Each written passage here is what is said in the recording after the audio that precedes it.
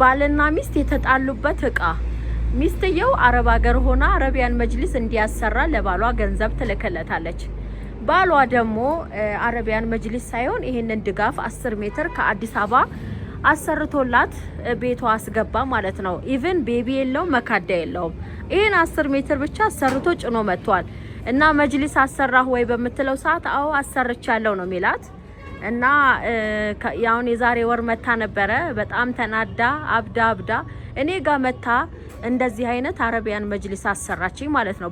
በቦንድድ እንደዚህ አይነት መጅሊስ አዛኝ ሰርቼ ይዤላት ከሄድኩኝ በኋላ ለምሉማ ይሄ መጅሊስ ሽጪው ባወጣልሽ ሂሳብ ብላ አለችኝ። የጨረሰው 80 ሺህ ብር ነው ገዝቼዋለሁ የሚላት ነገር ግን እኔ ስገምትላት 50 ሺህ ብር ገምቼላታለሁ። 10 ሜትር ነው። ሰፊ ቤት ያላችሁ ሰዎች ካላችሁ አናግሩን፣ የሚሸጥ ነው። እኔ መጅሊስ ሰርቼላታለሁ። ይሄ እንግዲህ ባሏ ያሰራውን አልፈልግም ብላ እኔ ሱቅ ተጭኖ መጥቶ እንደምትመለከቱት ይሄ ይመስላል።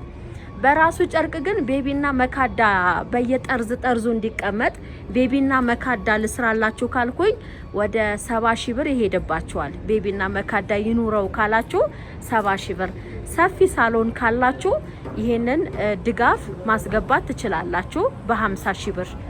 1 ሜትር በ5 ሺህ ብር ነው ያሰብኩላችሁ። ያ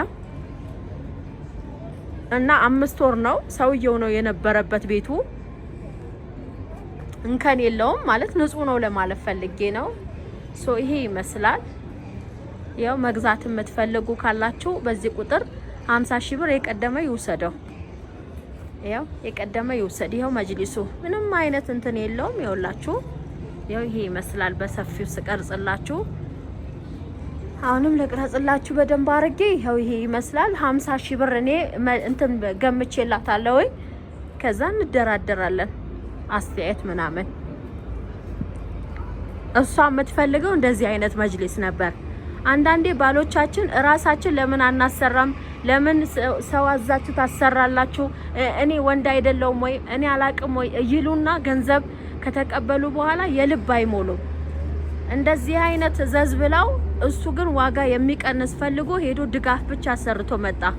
ለምን ይሄን አረክ ትለዋለች? ቤቱ ስለሚያጠበው ነው። ይሄኛው ቤቱን ያጠበዋል ብዬ ነው ይሄን ያሰራውት ብሎ መልስ ሰጣት። መቼስ አትጣላ ባሏ ነው። እና እንደዚህ አይነት ነገር ነው የገጠማት እህታችን። ስለዚህ ይኸውላችሁ ቤቢም የለውም መካዳም የለውም። ይሄ እንጥላሉ ነው ያለው። ታዲያ ቴብል ስሪልኝ ቤቢና መካዳ ስሪልኝ የምትሉም ካላችሁ ለዚህ እሰራለታለሁ። ሰፊ ሳሎን ቤት ካላችሁ ምን ልሙላው ካላችሁ ይሄው